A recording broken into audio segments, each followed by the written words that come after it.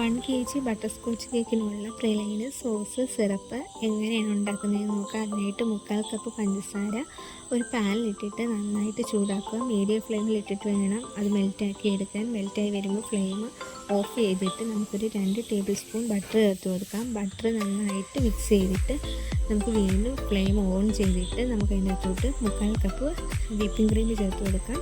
എത്രയാണോ പഞ്ചസാര എടുക്കുന്നത് അത്രയും വിപ്പിംഗ് ക്രീമാണ് നമ്മൾ ചേർത്ത് കൊടുക്കുന്നത്. ക്രീം ചേർക്കുമ്പോൾ അത് അത്യാവശ്യം കട്ട പിടിക്കും. സാരമില്ല, അതൊന്ന് ചൂടാകുമ്പം ലൂസായിക്കോളും.